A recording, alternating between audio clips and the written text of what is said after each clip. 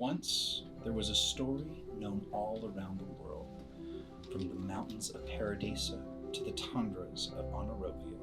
An elf man stumbled across a geyser and hot spring known as the Tempest Trench. It would erupt with a storm-like whirlpool merely once a year in a magnificent spectacle. The Tempest Trench became such a renowned phenomenon that a beautiful hotel was built atop the hill overlooking the ravine. This illustrious palace was called the Hotel Prospero, a beautiful estate, booking guests from all around the globe with hopes to witness this story of the Tempest Trench come to life. Unfortunately, that's all it was, a story. The Tempest Trench was not a geyser, it was a factory built upon a civilization of elemental beings once ruled by a genie queen. Naturally, when the horrible truth was uncovered, the hotel became shrouded in controversy. The trench was destroyed, and the guests stopped booking rooms. This once immaculate hotel fell into disrepair. And it seemed that all hope was lost for the Hotel Prospero, but suddenly, an opportunity arose.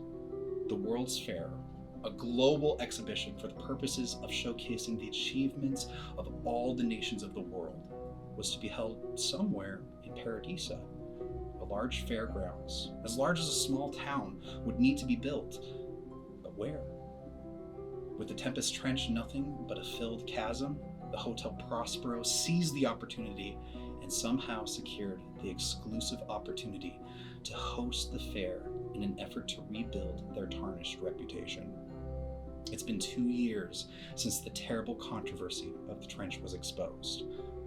But what other secrets will be uncovered now that the hotel is back in the limelight? This is Hotel Prosper, World's Fair.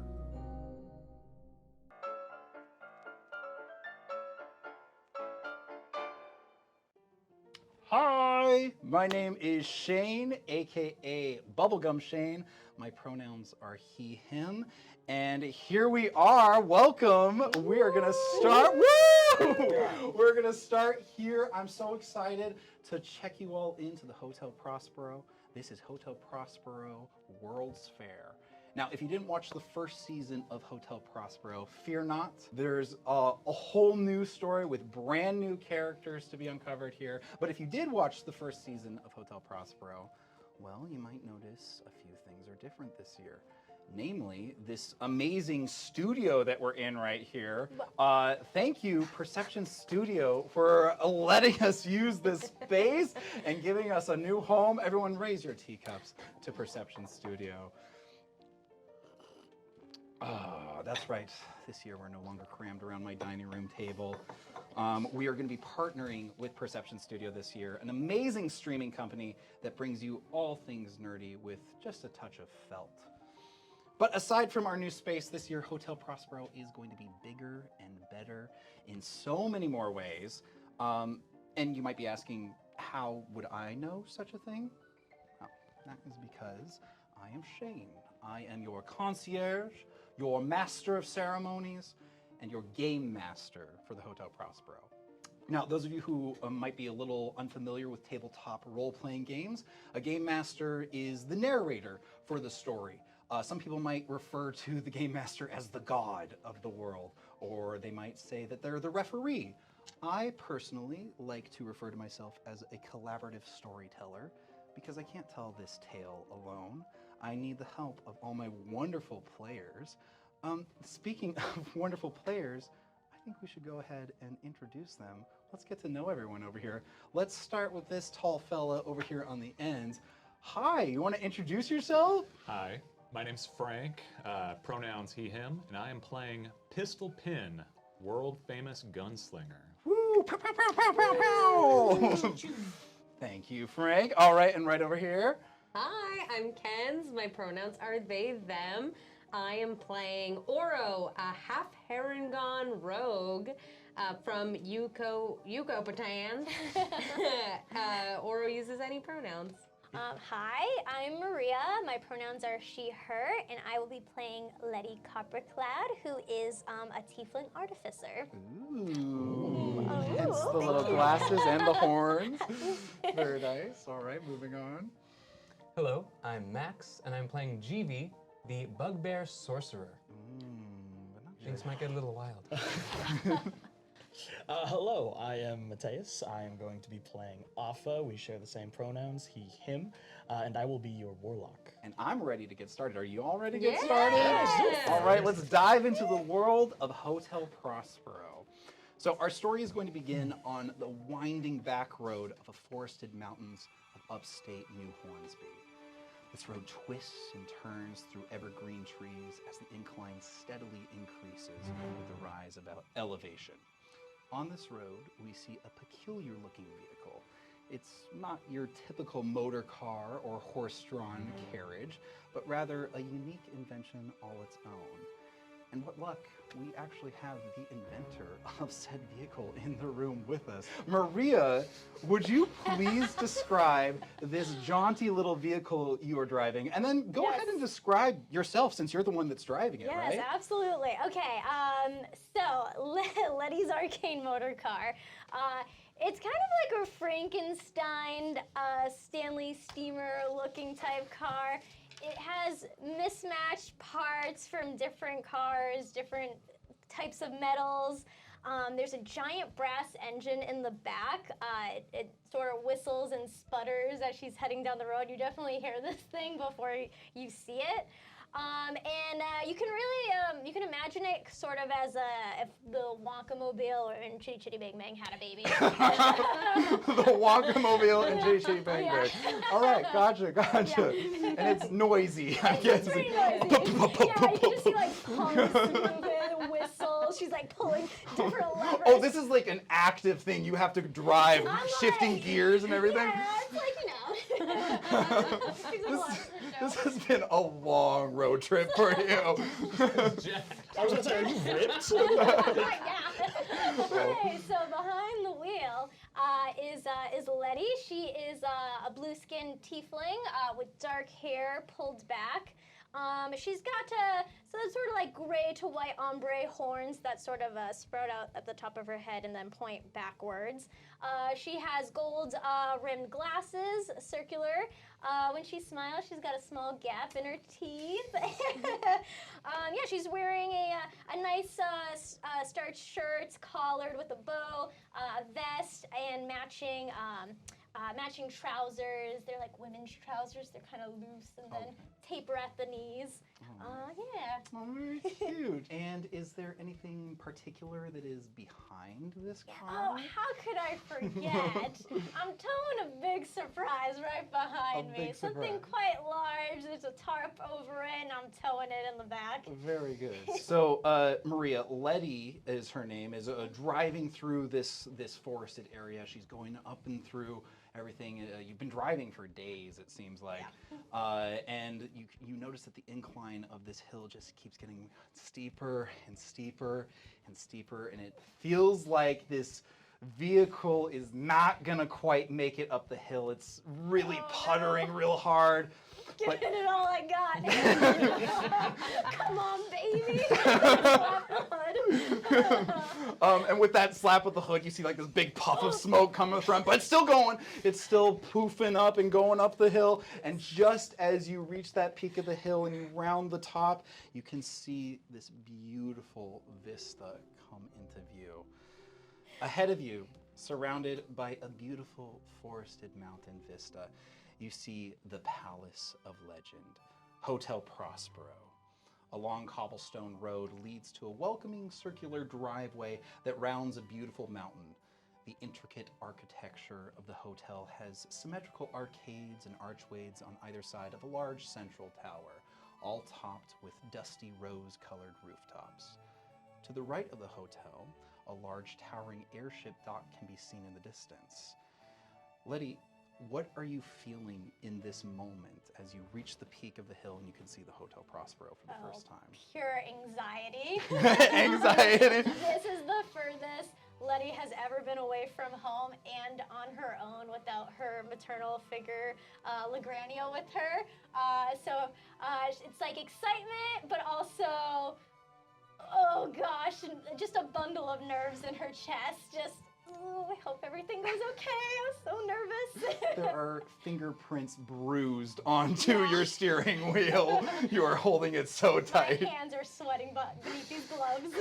Oh yeah, you have little gloves on, right? Little driving gloves. Little driving gloves, well, of course.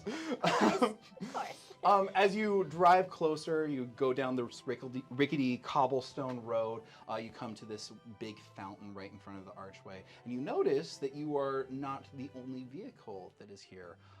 As you're rounding around the fountain, you can see another vehicle parked there. It's sort of a caravan, almost a covered wagon sort of looking vehicle, but not your typical just like stagecoach. It does look a little larger, like it might be a vendor or some sort of show, a traveling act of some kind. As you're driving around, you can see that there's something painted on the side, but you're just driving so you can't really see what's painted, and you also can't tell what exactly is pulling it in front of it. As I park, can I like take my goggles off and I'm trying to like lean to see if I can make out the name? Yeah. So are you getting out of the car, or are you just kind of like leaning out the side? Yeah, sure. I'll park it.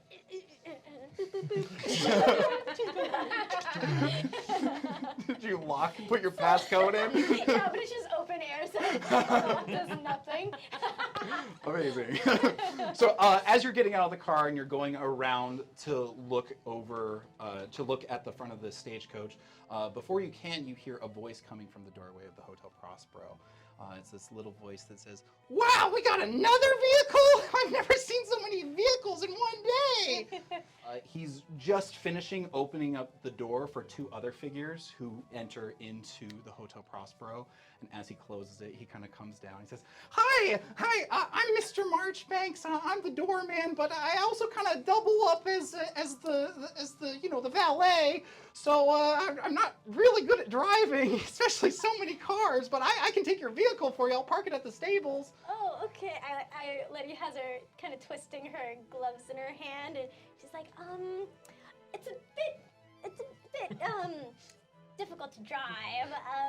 Oh, it can't be more difficult than that thing. Do you see what's pulling that? And he points over to the stagecoach. Okay, I'll look over at it now. As you look around the stagecoach, you can see two large armadillos pulling the stagecoach, and they're large. They're like the size of like ponies, essentially, pulling the stagecoach, and they're just kind of like nuzzling each other, like kind of like roughhousing with their noses. And at that moment, you can see on the side, Pistol Pin's prestigious presentation painted onto the stagecoach.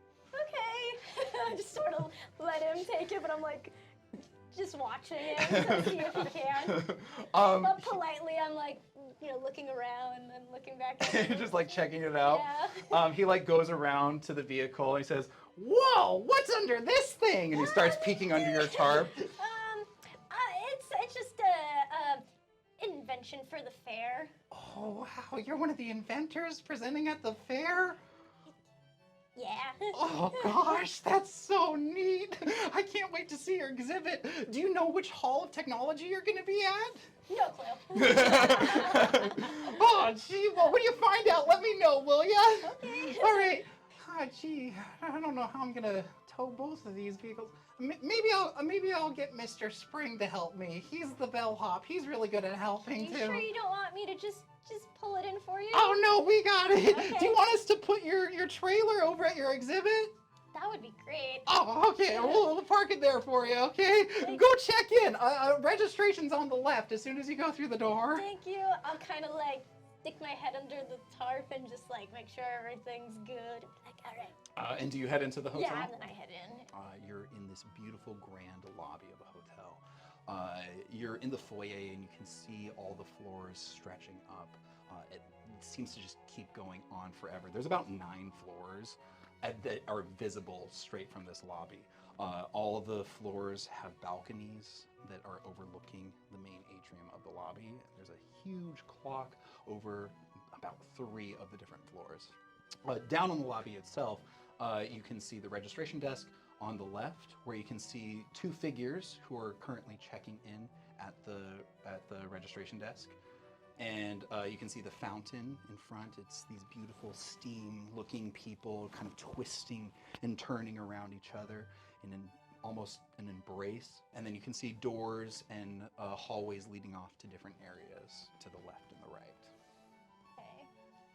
I'm gonna get in line behind the two figures, and as I'm waiting in line, I'm practicing my lines. I'm like, "Hi, I'm Lady Coppercloud, and I'm checking in. Hi, I'm Lady Coppercloud, and I'm checking in." Pistol Pin, why don't you describe your character for us first? What do we see? So Pistol Pin is a halfling, but he has an air of a half-orc around him in terms of size.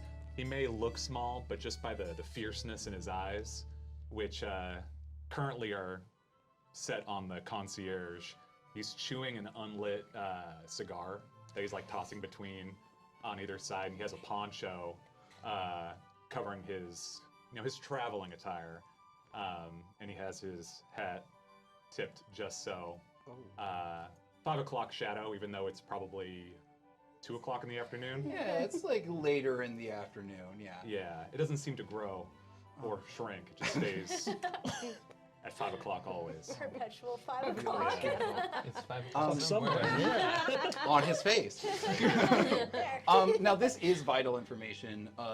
Does your jacket have fringe? Yeah. Okay, good. Yeah. I just need to know that. Everyone write that down in your notes. Jacket has fringe. I need to write that down. Okay, so we have this rootin' tootin' guy coming over here, and right next to him we have another little figure here.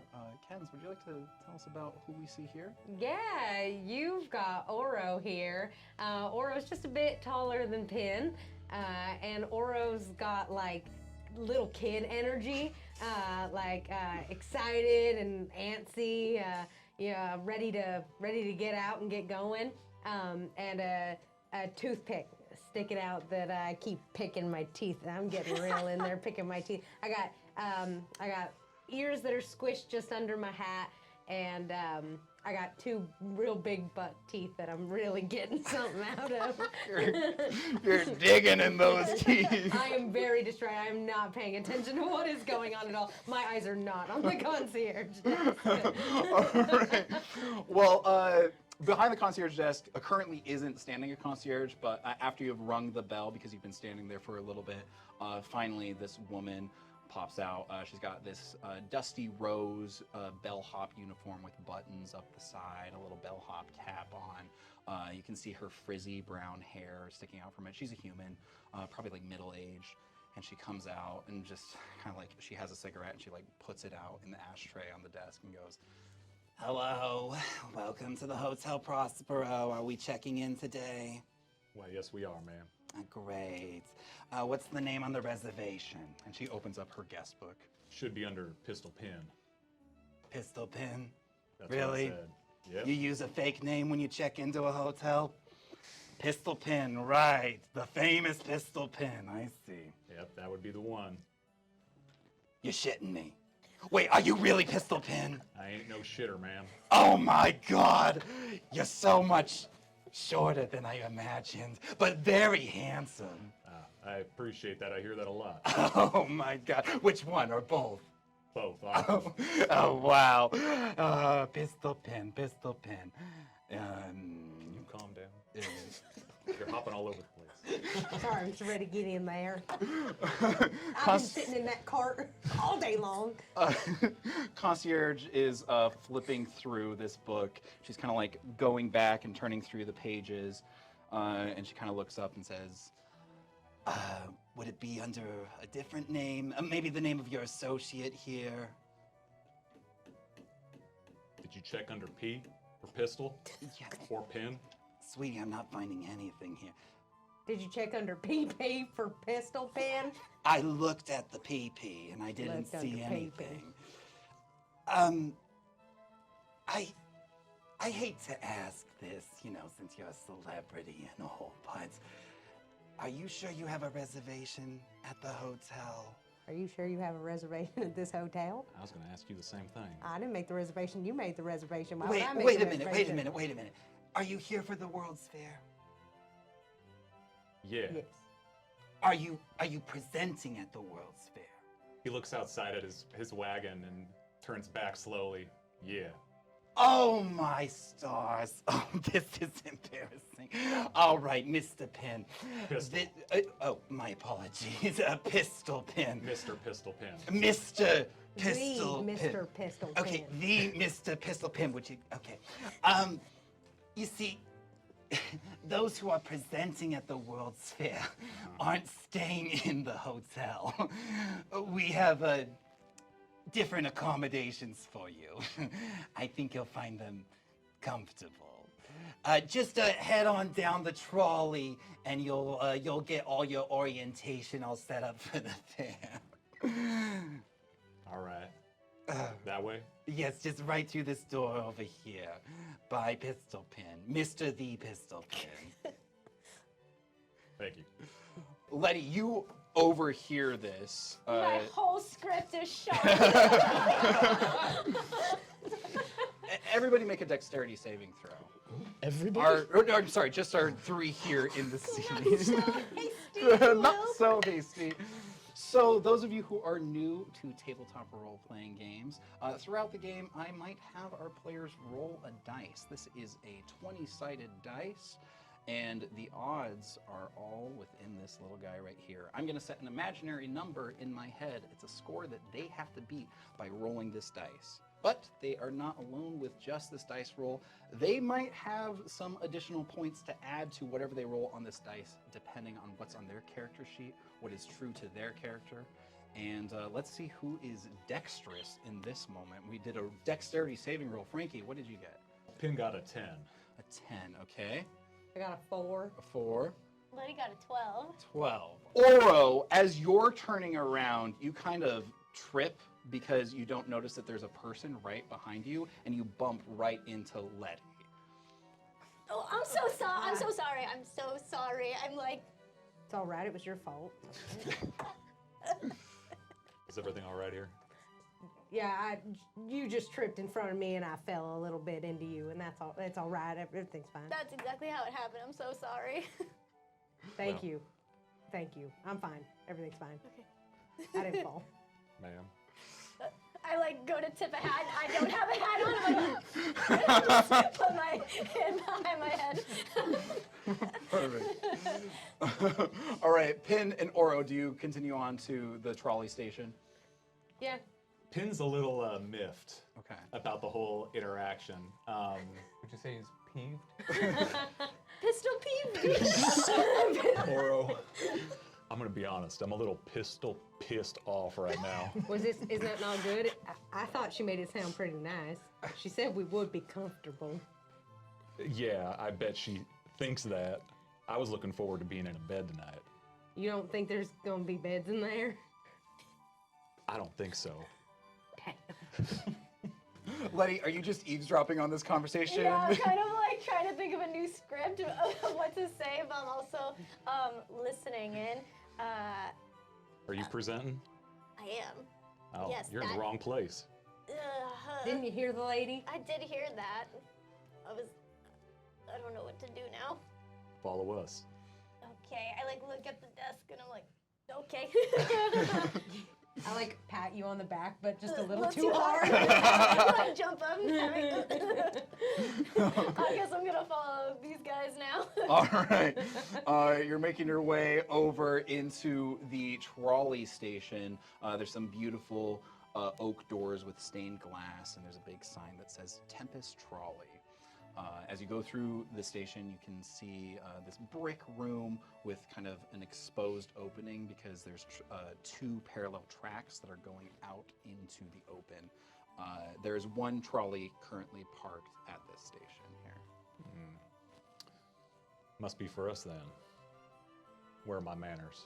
The name's Pistol Pin. Mr. Pistol Pin. Oh, hello, Mr. Pistol Pin.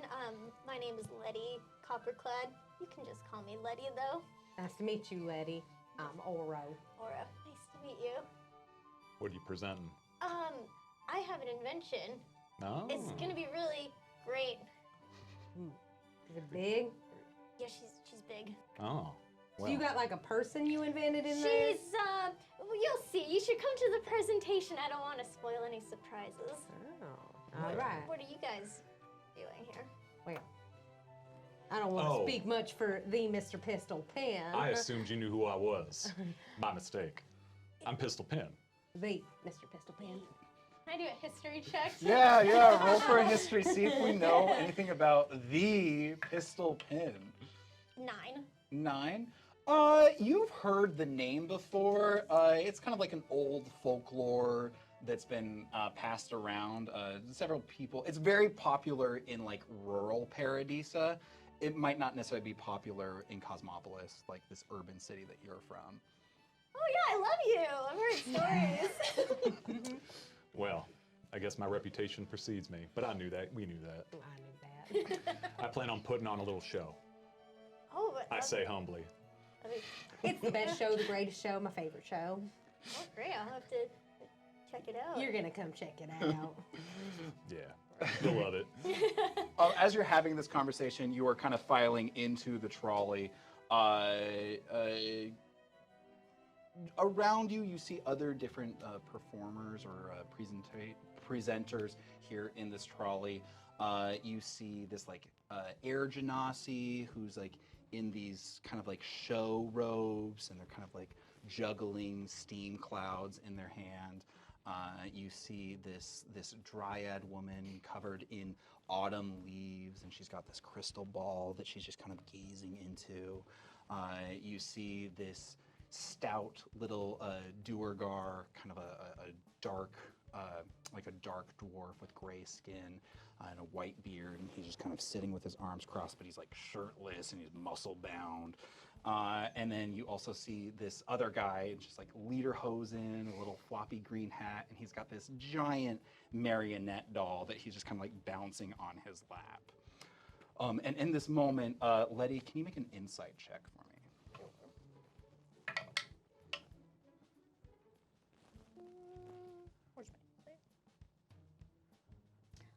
Dirty 20. Ooh, a dirty 20. You look at all these people on the trolley, and you look at the two people that are joining you on the trolley as well.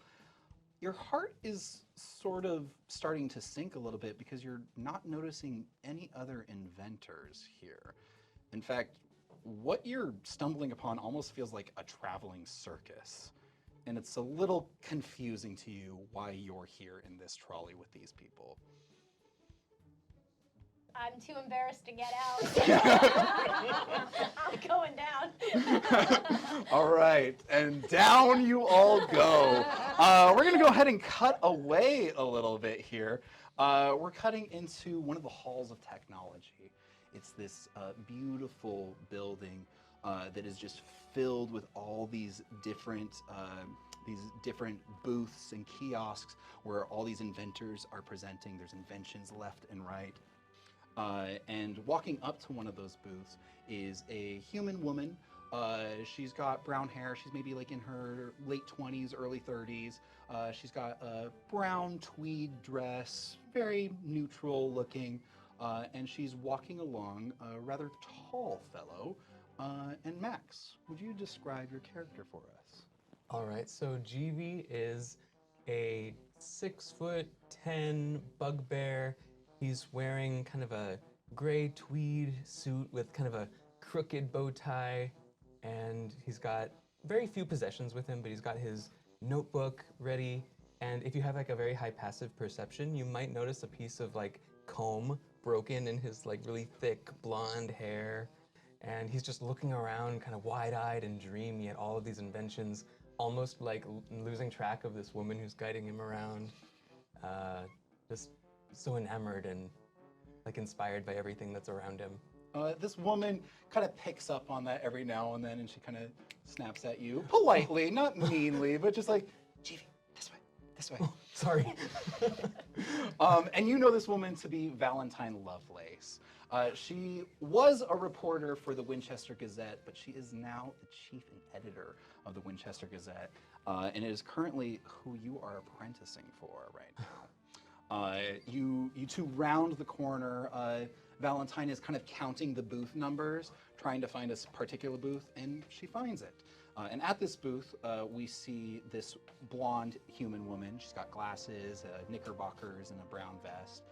She's working on this large machine with copper components and wires sticking out. and there's crystals on the machine kind of in a circle right on the front of it, and they're all glowing in different rhythms. And there's this very large gramophone style horn sticking out the side of it. Wow. The woman hears you kind of chuckle, and she turns around and she goes, Val! And she runs up to the other woman, and she gives her an embrace. And she says, hello, Ada dear, how are you?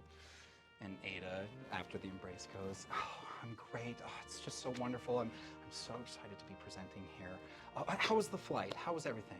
She says, yeah, it was great. You know, I'm used to flying with Tish airships, so having a Van Horn airship was quite a treat. Oh, Ada, allow me to introduce you. This is GV. He's my apprentice for the Winchester Gazette. And you see like this giant arm kind of come out of nowhere to like shake hands. Ada kind of steps back because this like velocity of this huge arm coming towards her is like, oh, it's just a handshake, okay. And she like gently puts her little dainty human hand into it and says, it's a pleasure to meet you, GV. Oh, it's so good to meet you. Valentine's told me all about you and your inventions and everything you've been through together. It's really, and you're so much prettier than she said. Oh my goodness, thank you, GV. And she said you were really pretty already, so it's just like, wow. Thank you, GV. Wow, you really know how to pick them, don't you, Val? And Valentine kind of chuckles softly and says, GV is new to reporting. This will be his first article that he's ever written. First but not the last. And Ada kind of crosses her arms impressed and goes, wow, all right. Good old Valentine must see something in you, though. Well, you know, Valentine likes a good story, so what are you going to report on? Something really juicy? Oh, the juiciest.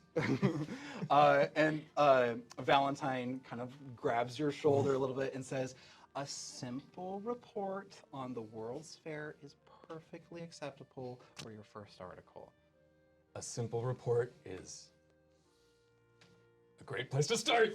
Exactly. But of course, you know, if you find a good scoop, go ahead and run it by me. We'll see what we can do. He's like writing down what she just said. Like a simple story is a great place to start. Gotcha. Okay. As you're talking a little bit more, you kind of hear the machine behind Ada start to go chukung, chukung, chukung, and the lights are kind of flashing in different directions. What's it doing? Oh, would you like to see my invention? Yes. She kind of rushes you over here. She says, all right, this is my invention. I'm going to be presenting it here at the World's Fair. What's it called? This is the etheric resonance amplifier. He writes it down. Etheric resonance amplifier? Yes, you don't have to memorize the name. I'm sure everyone will know the name in every household soon. But it's a device that harnesses mystical properties of the ether around us. Oh. Yeah. She kind of like chuckles at how cute you are. She goes, it's really special and it's really dear to my heart. You see, this dial here can tune into different frequencies in the ether, and it allows the user to tap into different types of magical energy, whether it's used for healing, divination, or just regular simple spell casting. I think the etheric resonance amplifier will open up a world of possibilities for spellcasters around the world. So does this strengthen the magic that's being cast nearby, or does it allow people who don't cast magic to use magic? It's a little bit of both. It's almost like training wheels for those who are learning how to use magic. Oh, so useful. In that moment, you start to see the crystals glowing a little bit more, and they're starting to flash like in a vibrant frequency.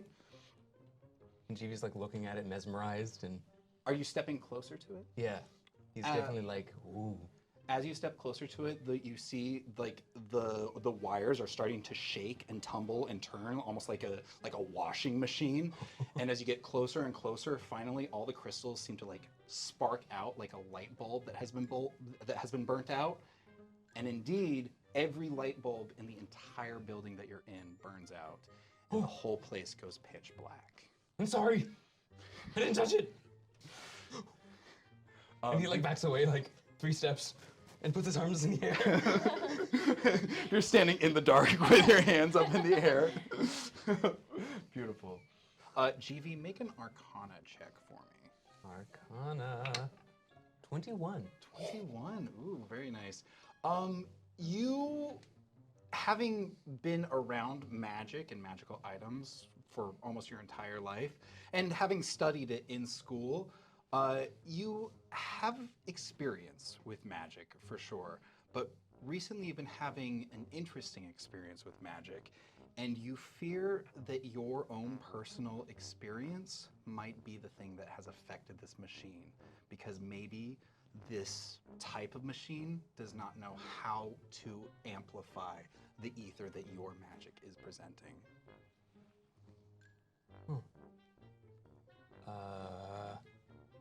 Ida? Yeah. Are you there? Oh, are you there? Here, and I create some like sparks and like, hi. Oh, hi. I'm so sorry. I don't know what went wrong. No, don't be sorry. Sauce. So you said that this like amplifies certain magical energies in the air. Yeah, that's what it's supposed to do. I don't know what went wrong with it though. Do those ethers maybe follow people? Well, of course, if you're a spellcaster, you present an ether wherever you go. Got it. Okay. Well, don't worry. I'm sure we can get this fixed. I just feel so bad for all the other inventors. We blew out the whole fuse, it looks like. But I know that kind groundskeeper was somewhere around here. I'm sure we can tell him he can figure something out. Okay. And indeed, the kind groundskeeper is somewhere nearby. Mateus, your character is currently fixing a door that has somehow fallen off a hinge. You're just kind of doing regular work on it when suddenly all the lights in the Hall of Technology completely go out. And I'm in the Hall of Technology? You are in the Hall of Technology fixing one of these doors. You are in the all-set Hall of Technology. And it completely goes out. Even though we are in pitch darkness, if we weren't, what would your character look like? If we weren't in pitch darkness, I got some big, fluffy curly hair that goes down about to the middle of my back that I have balled up into a big bun to contain while I'm working. I have a bit of a cap similar to what I am wearing right now, a darker button up with a sort of tweed vest going on, and a belt on the side, a duffel bag off to my left that's just pure black, and I'm a thicker brown gentleman, about 6 foot something. As I stand up and look around and I blink, rub my eyes, and thankfully, due to my devil's sight, I have 120 feet of dark vision. Perfect. So I look around and sort of scan the area and try and figure out like what just happened, where did that come from, what's going on. Perfect. As your eyes adjust with this dark vision, you can kind of see the resonance of these blue glowing crystals slowly starting to fade out. You know, like that moment when a light bulb bursts and there's still that like ethereal glow that comes from it. You can kind of see that just out of the corner of your eye in one of the booths. Got it. I'm going to start heading towards that booth, and I'm going to sort of mutter, Tibbs, what do you see? Suddenly, this poof of red smoke appears, and you have a little familiar around with you. Yeah. And what does this familiar look like? No, he's a dapper little gentleman wearing a matching outfit to mine. His name is Tybalt. He is a nice reddish imp with some curly horns that almost look like Princess Leia buns a little bit. He's got some slick-backed hair in between the horns, and he's just got this wild energy about him, like he's really excited to be here at work. Yeah, and indeed he's excited, especially now that you have conjured him in this moment. You have found your familiar, and he appears, he goes, oh, what are we doing? What are we fixing? Are we fixing something? I know we can both see in the dark. Other people can't. We're gonna help them. Oh, it's dark in here. Yeah, you're right. It's real dark in here. Okay, we gotta fix this place up. All right, we should go. We should go to the heart. Let's go to the heart. Correct. Let's go. You know that Tybalt is talking about the heart, which is this building this building that is on the fairgrounds that is filled with machinery. It is not a building that guests can enter, although it does look aesthetically pleasing from the outside. It has this beautiful grand facade that it might look like it's another hall of technology or palace of architecture. But inside is nothing but loud machines, and it is the heart of the entire fair, and everything runs it. Yeah. As we start making our way over, I pause, look towards where I believe I left my unseen servant by the door, and just sort of point to the screwdriver and go, you got this, right? I'm gonna assume that's a thumbs up, and I'm gonna turn and keep walking. All right. As you're walking out the door, let's cut back to GV over here with Ada and Valentine. I'm gonna try casting mending on the thing. As you do, it starts to spark a little The way bit. I cast it, because I don't know, but he does pull out his little notebook and he's just kind of like writing it down, and he's kind of writing it as if it was working.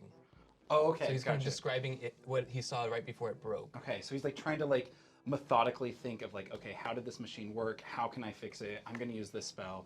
Okay, make a wisdom saving throw for me. That's going to be a 10. Roll a D100 for me. 49. 49.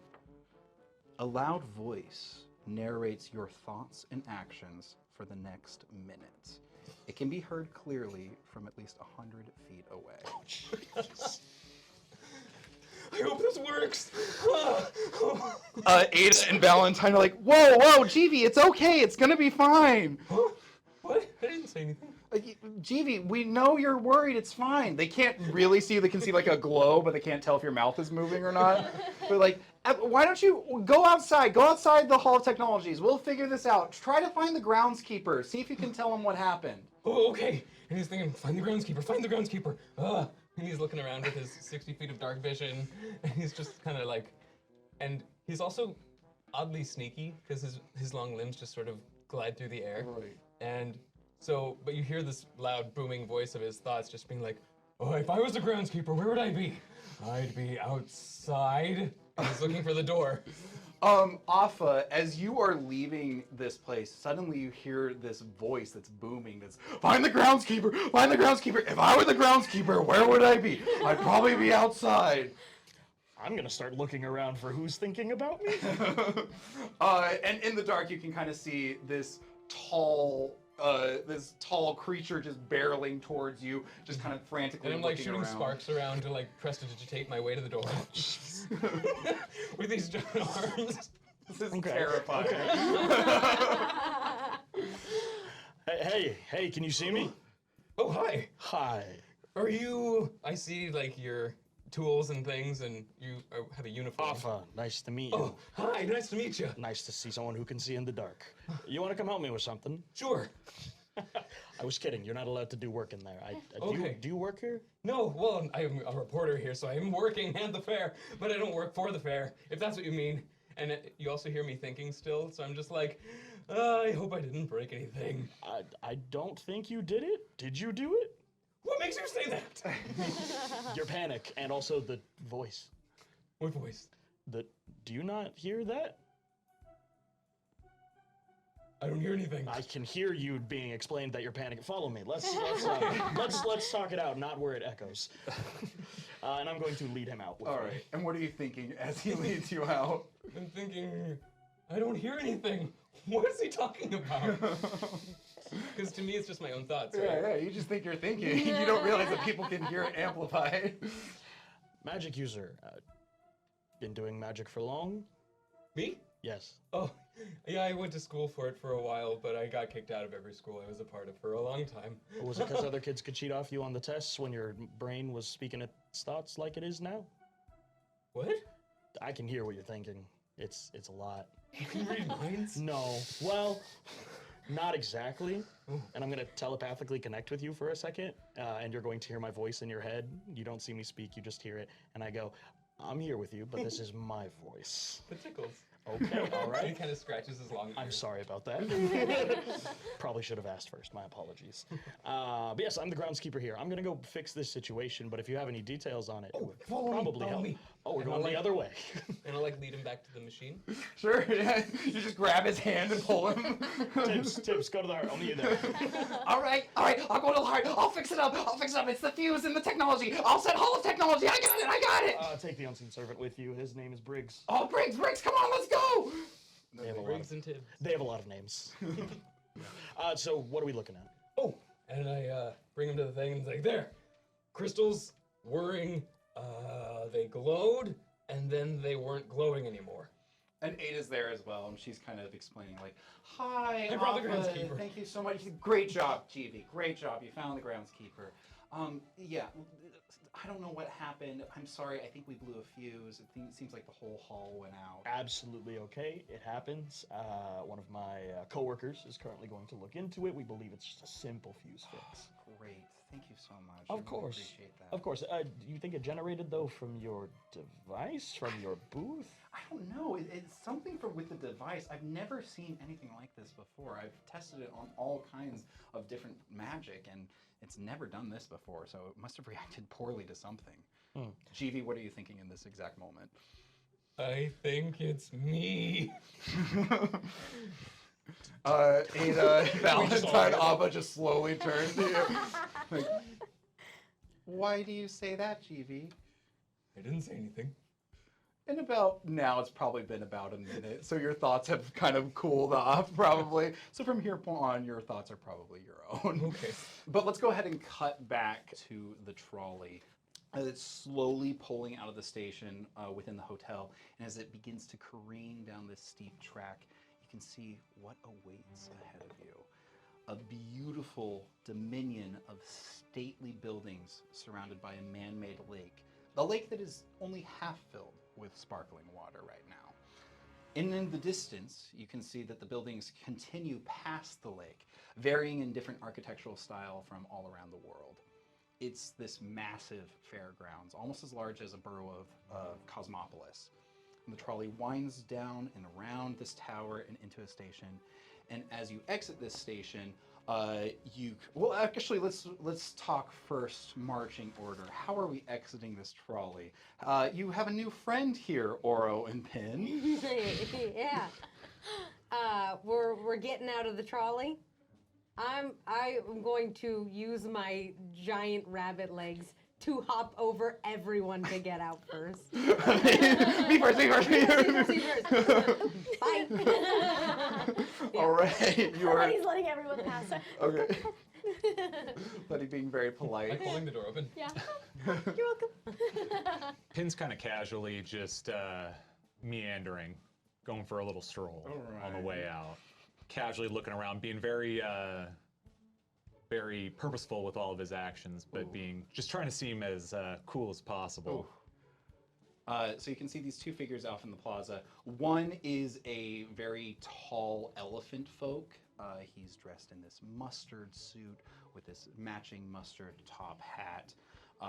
He's kind of got this leathery, grayish purple skin and a really long trunk and gold tips on the ends of his tusk. And he's standing next to a rabbit folk, and this is or sometimes known as a herringon.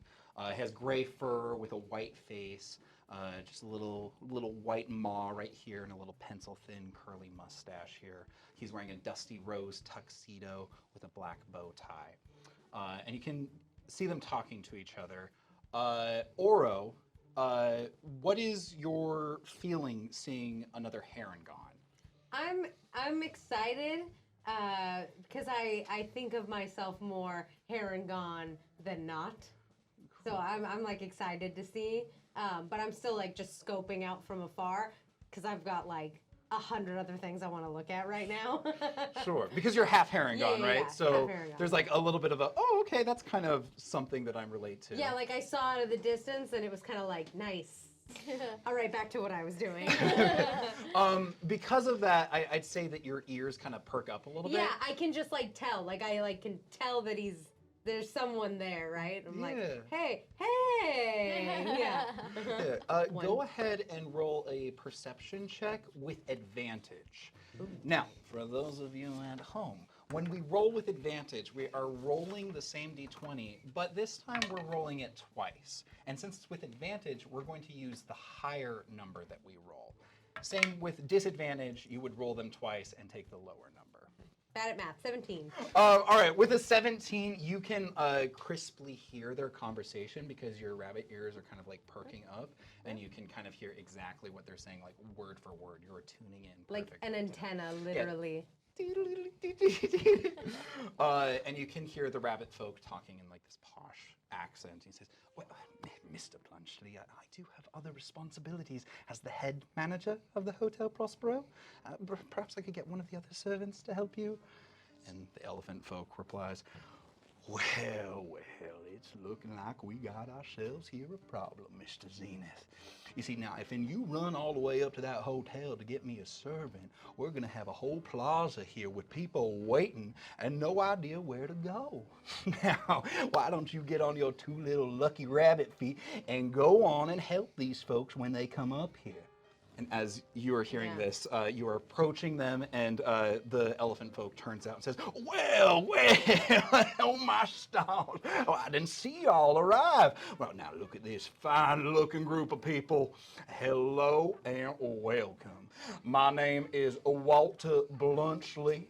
Obliged, much obliged. And I am the proprietor and organizer and sole financer of this here World's Fair. But I am a very busy man, so I will leave you in the highly capable hands of my assistant, Mr. Zenith. And you see at the word assistant, Mr. Zenith, the Heron kind of like twitches a little bit and furrows his brow. He says, now, I'm sure I will see y'all around the grounds, so don't be a stranger. Bye. And he, like, stomps off very slowly. And Mr. Zenith is standing there, and he's like, yes. Hello, everyone. Kit Zenith here at your service. I'm not his assistant, just to clarify. I am the hotel manager of the Hotel Prospero, but since we are proud to be hosting the World's Fair here in New Hornsby, I'm more than happy to help you all. I do believe I have some orientation papers for you all, including some maps for you all if you need to find your way around the hotel grounds. Letty's like, Letty is very excited. Yeah, and then like gets embarrassed. Go ahead and pass these out. Offa, GV, you can go ahead and grab one too.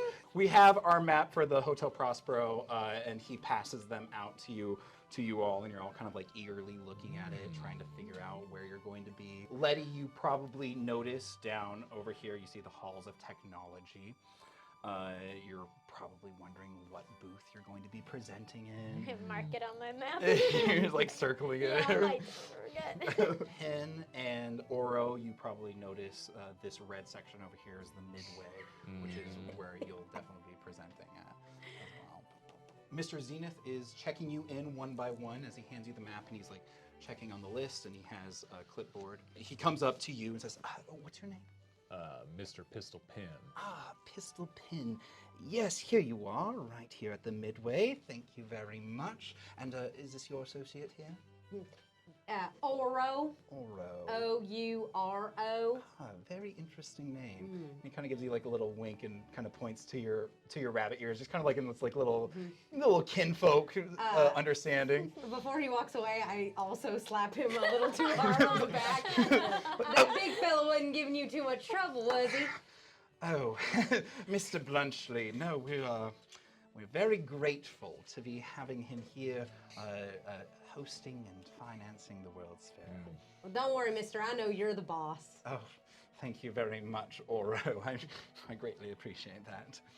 And he moves down the line. He goes over to the Air Genasi, and he checks them in. You overhear that they say that their name is Umiya. He then checks in the Dryad, who is the Oracle. He overhear that her name is Ophelia. And then he also checks in the Duergar Boxer, this shirtless, muscular guy.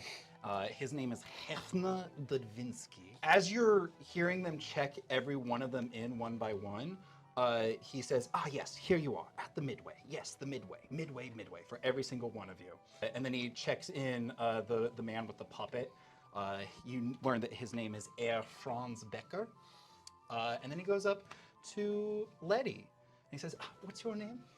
Letty Copperclad. Letty Copperclad. Yes, right here at the midway. Letty Copperclad. Oh, wait. Yes? I don't think I'm supposed to be there. I think, and I point to the Hall of Technology on the map. I think I'm supposed to be here. He looks at the Hall of Technology and says, no, it says here I have you as at the midway. Wait. Yes, you'll be presenting Yara at the midway in the Living Dolls tent. Oh. like so confused. I'm like, oh, great. That's perfect, actually. Yeah. Wonderful. Excellent, excellent. All right. Well, it appears that we have everybody checked in. So if you would just follow me, we're going to be making our way to the midway, right this way. What are you guys doing? Pistol Pen is not a fan of the puppet guy. And so he's gonna be like kind of hanging back a bit, giving it the side eye, like every once in a while just sort of glancing at the puppet. I don't like that guy. The puppet. The gentleman's fine. I don't like the puppet.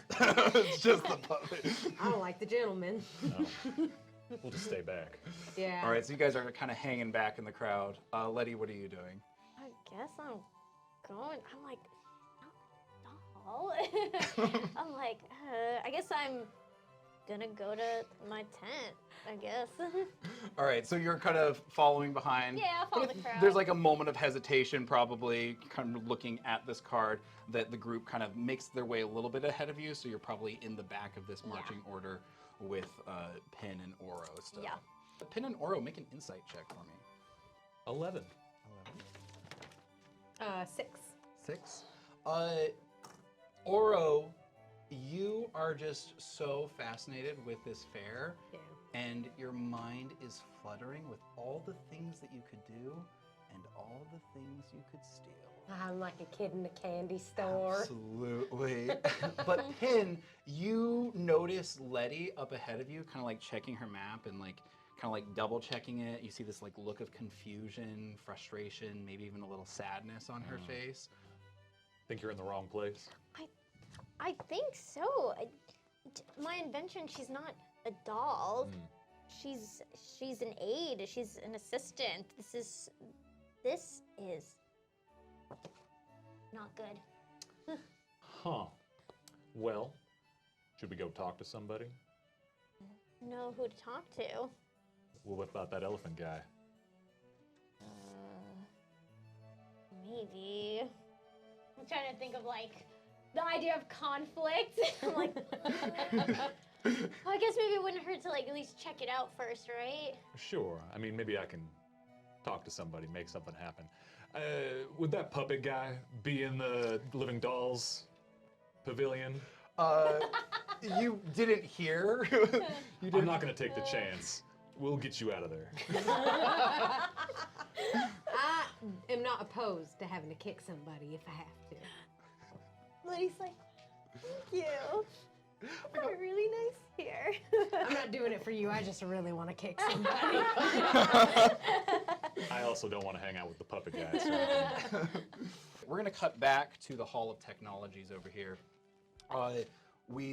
The lights have come back on because Tybalt Attaboy, has Tibbs. has gone to the heart and very hastily fixed the breaker that has been blown, and all of the energy has come back on in the hall. And Ada kind of protectively like stands in front of her machine, kind of keeping GV a little bit at a distance, but not saying anything. Just being a little protective. You can tell, and he kind of takes a step back, and he looks all like forlorn and just like he's like keeping his hands under his armpits, trying not to like take any space. Valentine sees this and she feels for you. She's got a big heart for you. So she says, Alpha, now that you've got everything fixed, I don't know if you're too busy or anything, but GV was talking to me about how he was really interested in all the elementals that used to be here and the history. Didn't you say that there was an elemental performing at the Midway? There is, yes. You are so right. Would you like to see them? Meet them, maybe? Meet them? Sure. Possibly. I mean, hey, I'm just the groundskeeper, but I know my way around the place. I'd love to. All right. We're going to head to this place called the Midway. Think you can keep up? Yes. Wonderful. And I'm going to start moving forward. And I'm going to just start talking and explaining, like, yeah, it's a very rich history here. There's a lot that has happened here. I'm not from here. I don't know about you. Oh, no. I'm from the Cloudland. Oh, long distance. Long distance. Yeah. It was my first time on an airship. Woo. I've never been on one myself. Really? Nah, no, not a little too rich for my blood. Oh, I know. I wouldn't be able to afford it myself. What are you doing there? You said you're reporting. Do you work for fancy peoples back there? Yeah. Nice, nice. Well, let's get moving, see if we can introduce you to some elemental friends. Oh, okay. Sure. And I'm going to start heading over there, and I'm also going to start slowly casting Comprehend Languages as we go, so sort of quietly muttering ritual casting to myself. Not hiding it from you in any way, just more so like, in case we run into anyone with a language barrier, I just want to make sure I can translate and understand them. Yeah, you're multitasking. Yeah. It's not something that you're doing in secret. You're just like, I gotta take this, like with your pager, like doing stuff. Knowing that you're ritual casting, but like so curious, just like, how long have you worked at the fair? And like, Thankfully, I have to read some spells off of my book, so as I'm like going through my notes, and you see that there's like a bunch of work orders that are in right now, a bunch of letters, numbers that I'm filling out. As you're asking me questions, in a small corner of notes, I'll just write the answers, like, oh, this is my first time working the fair. This is my first time. oh, wow. Pin, Oro, and Letty, you are rounding the basin here, and you're passing the halls of technology. Letty, make a perception check for me. Nat 1. A nat 1. So Letty is not feeling very perceptive in this moment as you look at these halls of technologies. In fact, you don't even realize that these are the halls of technology because you've gotten so mixed up at the map and you've kind of flustered yourself with this new information of being unaware that you're presenting at the Hall of Technologies or you're presenting at the Midway, so you don't even clock that these are the halls of technology. Pin and Oro, you, however, can see on the halls of technology these beautiful stately buildings. They have signs dictating which halls they are. They have Allset Hall, Van Horn Hall, and Copperclad Hall. Hey, Letty. What'd you say your last name was? Copperclad. Like that? Yeah, just like that. Is that a coincidence or? It's not named after me. Lugrania Copperclad. I'm her apprentice. So, Oh. yeah, it's named after her. I see. Pin and Oro, make a history check for me. That'll be an 11. Man, a lot of 11s.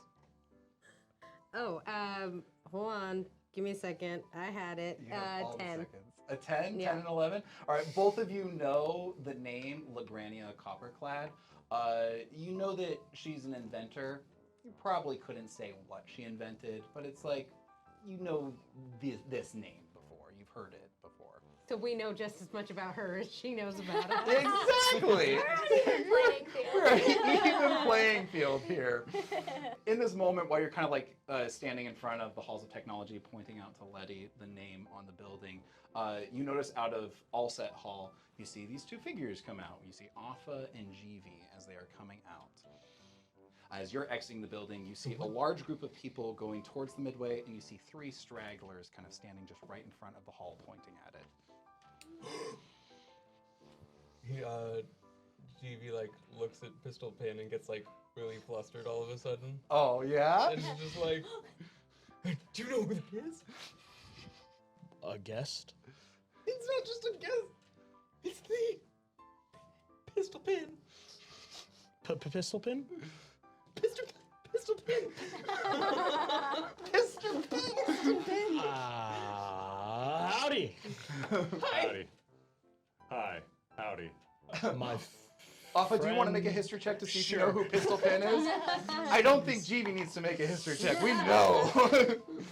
For a -1 in intelligence, that'll be a 16. All right, you know who Pistol Pin is. In fact, you probably know more about Pistol Pin than Letty would know about Pistol Pin. You've heard the stories, especially working fairgrounds or your mother working fairgrounds. You get people from all walks of life. You've seen shooting galleries before. There's a lot of people that try to copy Pistol Pin's act, but nobody can do it like Pistol Pin. As we walk up, I go, hi, Pistol Pin? You got it. Yeah, I'm pretending like I don't know who he is. Not in like I'm just trying to be like I don't want to crowd you like I'm a crazed fan kind of vibes. Well, you work here. It would be unprofessional. Exactly, exactly. And so I'm walking up, pistol pin. That's my friend here is very excited to meet you. Clearly. Howdy. Howdy. He kind of nudges Oro a little bit. I was like not paying attention, and now I'm suddenly paying attention. You got us at a disadvantage here. Oh, I'm GV. And he like brings out a big arm and he's like, to shake. His little hand. And then he's just like looking at his hand. Can I have your autograph? He, with a flourish, his poncho comes aside, and he pulls out with a quick movement a pen. And he goes, "Sure, what am I signing?" And he like hands you his notebook and he's like, "Can you make it out to GV?" How do you spell that? Jeevee. He's already spelled GV. The number 2 GV, and then a quickly drawn pistol underneath it. Wow. No one ever asked for my Now autograph. don't sell that. Oh, I won't. No, I don't know if I can write in the rest of this book. Could have signed the book too, but I hadn't had it on. As a reporter, I think you have to fill out that. You're right. Yeah. Professional duty. But this page is good. Do you want one? No, thank you. I appreciate it. My name's Afa. I am the groundskeeper here. I was just showing our humble little friend around, trying to get him acquainted with. We were looking for an elemental fella, but The Genasi? yes. Just the way we were heading. Where are we heading? Over to the Midway. It's exactly where we were going. Do you mind if we join you? Yeah, but no, I don't mind. Sorry. We're trying to help our friend Letty here. Yeah, and I'm like, so I'm supposed to be presenting my invention. I You're thought, an inventor? yes, trying to be at least. I thought I was going to be at the Hall, of Technology. Well, we were just the- there. with the other inventors. But it seems I'm at the Midway. I don't know if there's. Probably not, but like maybe there was like some sort of like mistake or an accident of some sort. When you filled out the documents, did you describe what your invention was? Or did you keep it vague enough that they may have misplaced you? Try to do a history check to see if like If that's you remember like how you filled out the document, go ahead. It's a long roll. Oh yeah, that was a long roll. I was thinking Okay. about it. It's not great. Where's my history? It's a 6. A 6. This was so long ago that you applied to be at the New Hornsby World's Fair, and you just remember the sheer excitement of presenting your invention at the Hall of Technology. You don't really remember exactly how you described it. Okay, it might have been user error. Yeah, your name's on the hall, though. That's What? True. That's true. My name is on the hall. Not Do you much, well- own this? Are you a It's Crimean Copperclad? No, You no. live here? My fun house. That's out. I studied you in school. No, it's not. That's not me. That's not me. I'm just her apprentice. I'm here on her behalf to showcase a new invention. So, and she told me stories about being at the Hall of Technology to show her invention. So I just thought I would, that's where I would be. So she invented it? Well, no, I've invented this one, but, she helped, but it's mostly mine. That's great. Self-presentation using the brand name kind of thing. That one. Understood.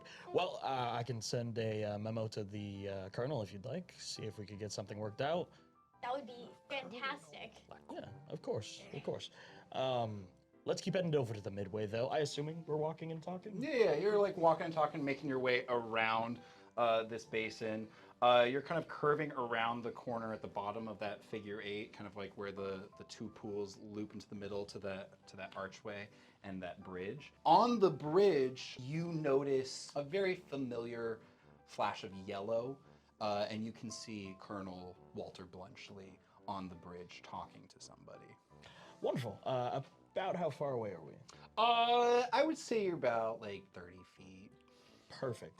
I'm going to connect to him telepathically, very quietly and calmly in ways I've done before. I'm just going to say, whenever you're ready, Colonel, I would love to have a chat with you in a moment. And in his periphery, I'm just going to sort of wave. Okay, cool. He kind of like turns back to you, kind of like waves his trunk at you, and like keeps talking to the person over there. And then what do you do from there? Do you just stand and wait for him to finish talking? Yeah, I'm just going to let him know we'll be at the midway, but I'll have Tibbs check in with you. And I'm going to sort of look around and go, Tibbs. He conjures up out of nowhere.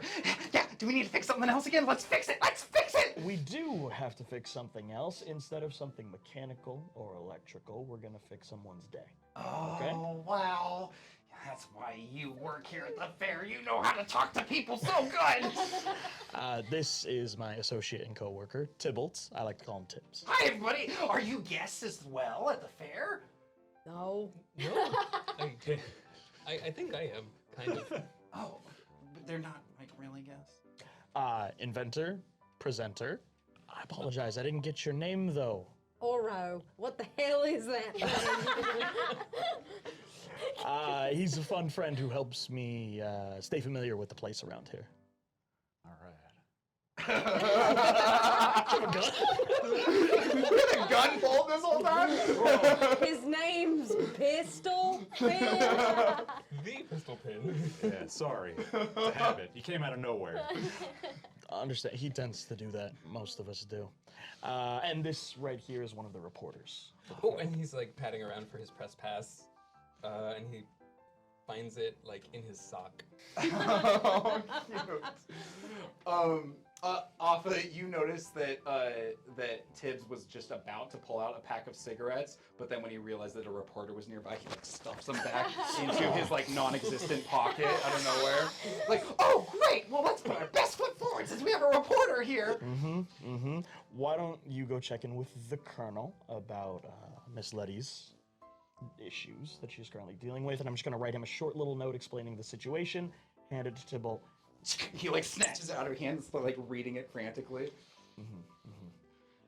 You got it? Yeah, I got it. I'll go report to the colonel right away. Wait till he's done with his interview. He's zipping away before you can even say it. Like you're like. He gets very excited. You can see him like just kind of like whipping and zipping around, like flying around his whole face, just like trying to get his attention as he's talking to this other person. I did warn him. And I will look and I will go, I'd like to call him the ghost of guest service. He's a lot. Do you know Wally? Well, the colonel? Oh, no. Well, my mom has worked for the fair previously. She had the job that I did before I took it up. So I decided to follow in her footsteps a little bit. And the colonel was nice enough to allow me to sort of take her place, despite my lack of experience here with the fairs. How long has your mom been doing this job? I think she's done the last like 3 to 4, I want to say. Yeah, probably, because the fair happens every 5 years at different locations. And Yeah. she's traveled around the world with you, going to these different fairs. Yeah. Is this a family job? No. Like someone before your mom? No. And on and generations? No, my mom's just really handy. Didn't have a dad around the house, so mom took care of everything and sort of followed what she did, followed everything she did, especially when she came to the fair. Just drop a little old me in an expo area and just let me loose. So you see Tibbs just kind of like swirling around the colonel, and he's kind of like trying to bat him away while he's still focusing on this person that he's talking to. And over in the corner of your eye, you can also see another person. Alpha, this would be a person that you would recognize as well. It's Mr. Whitman. That's someone that you would know if you want to write that down. Mr. Whitman is a tiefling. He's a red tiefling. Just like a very like working class looking guy. Very large, very round. Big belly, big burly arms. He's got like a bushy mustache, like one of those like brush mustaches. He's got like a little flat cap on, similar to yours, but just like this like sweaty like undershirt with suspenders over it, and like really dirty work pants and work boots. And you can see he's kind of like railing into someone else, just a human over on the other side. But it is someone that you recognize if you want to approach him while you're waiting for tips to get Colonel's attention, Mr. Blunchley's attention. Yeah, I'll sort of quietly mentally link to him now and be like, everything okay, Mr. Whitman? He like links back to you, and he's just like, maybe you should come over here. You come over here. I'm dealing with a lot of stress over here. I'll be right back. Oh, give me just a moment. And I'm going to walk over to Mr. Whitman. All right, so as you're approaching, I'll come up right close, right behind Alpha. Okay, like little shadow following him. As you're getting closer, you can make out the person that he's yelling to. He's a human man. He's middle-aged. He has gray hair. He's probably a little older than middle-aged, actually. He's got a matching gray mustache, this little tweed suit, and a brown bowler. He's got like this pocket chain visible. A really dapper, but altogether like kind of humble-looking man. And Mr. Whitman, this beefy, burly tiefling, is just kind of like yelling at him, and he's like saying, "Listen, Mr. Hush, I understand you was a real top-notch architect back in your day, but you should have stayed in retirement maybe, huh? Because these plans you's got don't make no sense. I got places leading to nowhere. I got infrastructures about to fall over, all because you are out of your mind because you didn't know when to stop. What's going on?" And Mr. Hutch is just like, kind of like, "Oh, listen. I don't mean to yell at you. I just got Mr. Blunchley on my ass, and so now I got to get on your ass, okay? You seem like a really nice guy. But, you know, maybe was there like a first draft or something of these plans, you know, that has some of the parts that are missing in here? Because right now this infrastructure is about to topple down. I got a bunch of guys who are working on it right now." As he's doing this, you guys are like approaching him. Is there anything that you're doing as he's just kind of like bantering at him? Furiously taking notes. Furiously taking notes. All right. Like, missing pieces of the fair. Mr. Whitman. Arthur, my main guy. Mr. Hutch, this is Arthur. You've met him a couple times before, but he's the guy that you're gonna have to deal with when your whole fair comes busting down, because I ain't even gonna be here. He's gonna be in charge, and he's gonna have this whole fair that's in ruins all because of you, you old man. Ruin. Oh, stop, please. Mr. Hutch, he is correct. There have been some issues we have encountered that may be due to construction that for some reason still seems to be happening. Oh, I double checked my blueprints. I don't see why there would be missing parts. I think it should be sound. I built the Hotel Prospero after all, and it's still standing all these years later. It's a beautiful building. Oh, thank you. It's a beautiful building that was built somewhere questionable, that's for sure, and your work is about as questionable as that. Look, I trust what you're working with. I'm fixing what you made. There just seems to be more to fix than I anticipated originally. Well, maybe I'll look through my archives, and perhaps I'll be able to find something by the end of the day. If you could send me a copy of some of those, I would appreciate it. I've been asking for some of those blueprints for like a week or so. Oh yes, I'm so sorry. It's all so much, seeing everything come to life in front of me. It's like my dreams are coming true. It's been in my head for so long. It's so nice to see it all. It's exciting stuff, and I'm thankful and grateful to be a part of this. I won't lie. So thank you for everything you have done. Some introductions are in order, though, and I would be remiss if I were to attempt to introduce any of them, for they're all unique in their own way. GV first. Oh, hi. I'm JV, reporter with the Winchester Gazette. Oh, reporter. Very good. The Hotel Prospero has a good history with reporters. That's a joke, right? Oh, no, it's a fact. Oh. There's no joking matter at all. And I'm sure you'll report very well. Yes. Mr. Whitman is kind of like there going like, What are we doing? What are we doing here? Letty's gonna wipe her sweating hand on her hand and be like, hello, I'm Letty Copperclad. Oh, yes. Lovely to meet you. Copperclad. You wouldn't happen to know a Legrania Copperclad, would you? Yeah, she's my mentor. Oh, your mentor. Oh, my goodness. I worked with her many years ago. She installed the elevators here at the Hotel Prospero. Yeah, we have a photograph of the hotel at our house. Oh, how marvelous. Well, it's so good to see you're carrying on in her footsteps. I'm just very casual, like leaning back a bit and throwing my hand out a bit, and I say, Oro, and I wink. For no good reason, other than I'm schmoozing. Just a little bit of flair. Trying to schmooze a bit, yeah. Oro. Oh, how marvelous. And what is it you will be doing here at the fair? That's such a great question. I am here to promote the best act you will see at this fair, one Mr. Pistol Pin. Oh, my, that must be you then, isn't it? So Pin like stares at Oro for a second.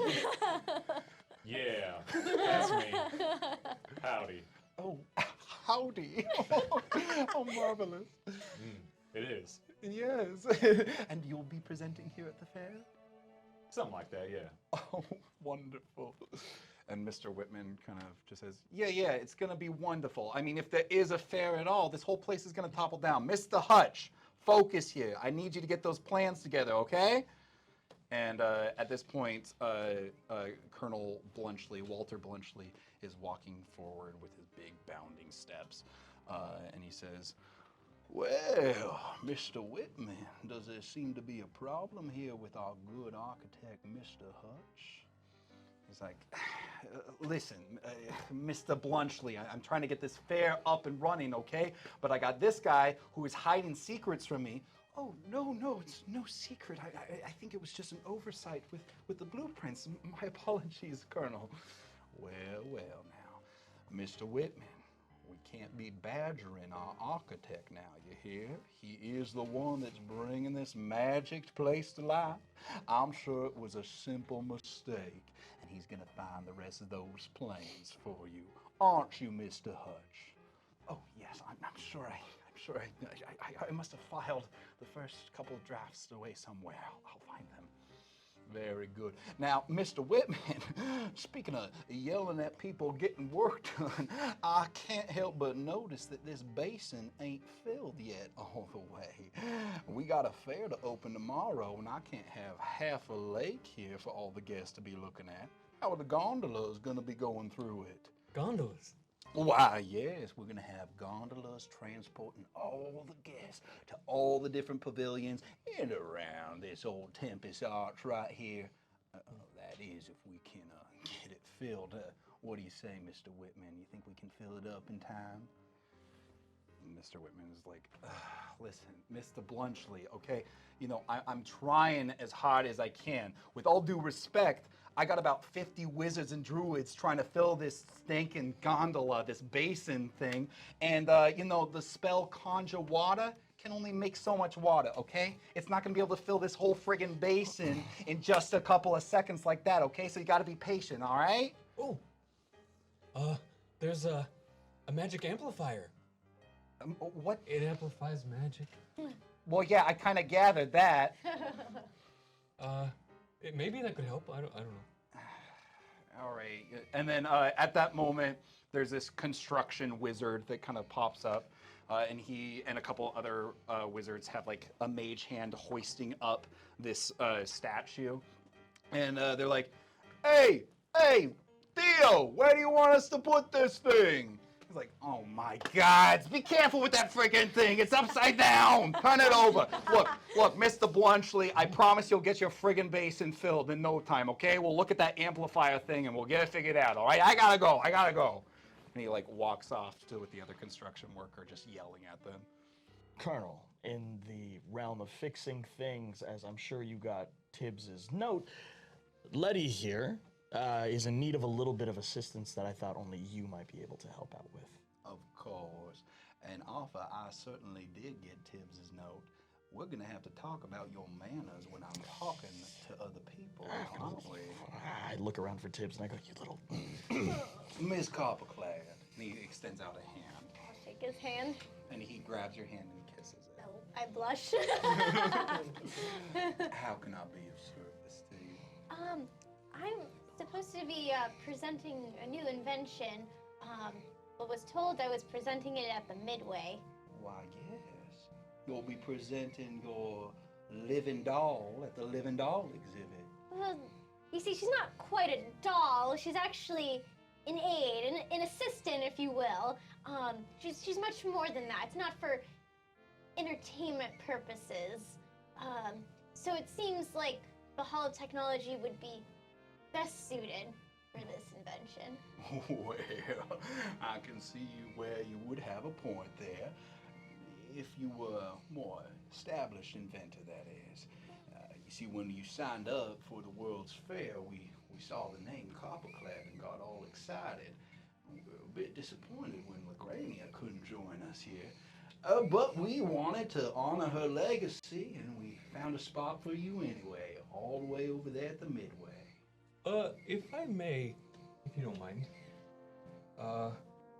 you know, I'm new to the fair, and I just happened to see there's a copper-clad hall, and, I mean, the Crania helped on this invention. She has her name on it.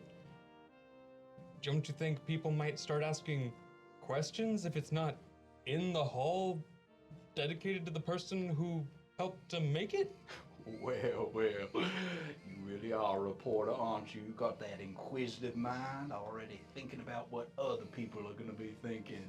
I wouldn't worry your little head about that. I think they'll be pretty pleased to find it over there at the Midway. Thanks anyway. I'm sure it's gonna be great. It's gonna be perfect. Thank you so much. I'm just honored to be here.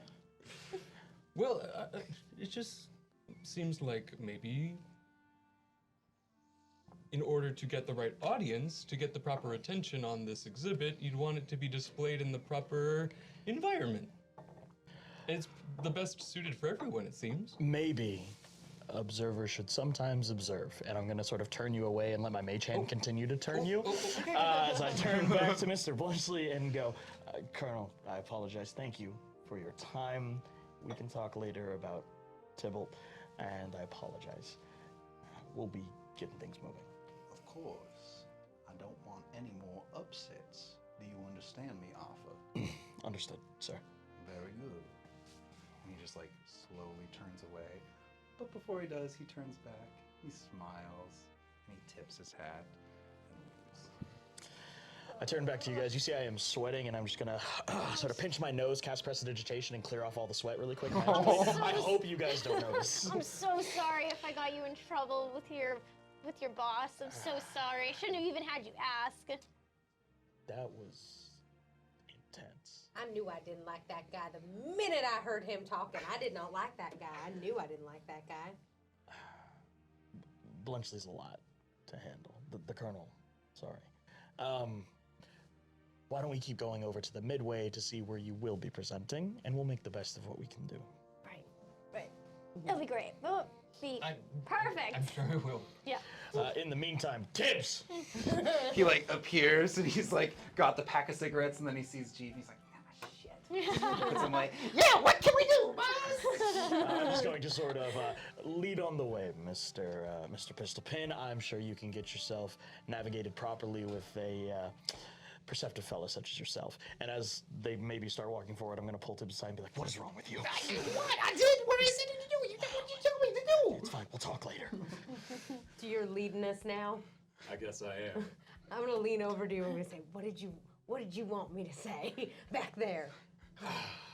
I don't know. I don't know what I'm I'm doing either. I had to say something. I wasn't just gonna say nothing. I have to be here doing something. I miss my armadillos. You guys are whispering ahead of us. He's not whispering. I'm whispering. Loud whispering. I'm I like miss my armadillos. trying to pretend like I don't overhear. I'm gonna turn over to GB and I'm gonna say, I'm so sorry. Oh, no, I'm sorry. No, you're good. Your heart's in the right place, but you were talking to my boss, investigating something, and it puts me in a weird position. You gotta understand. But you're good. I don't disagree with what you're saying, but there's only so much we can do. You know, when people above you make decisions, sometimes you just have to roll with it. Well, I guess, but it just seems odd. This whole place is a little odd, but that's the fun of it, right? And we can make the best of anything that we have around here. Sure, I'm sorry if I overstepped. You're I good. was just trying to help. I appreciate it. It's fine. The midway, right? Let's go. There. We'll have a great time. GV, Yeah. listen, I know folks like Walt.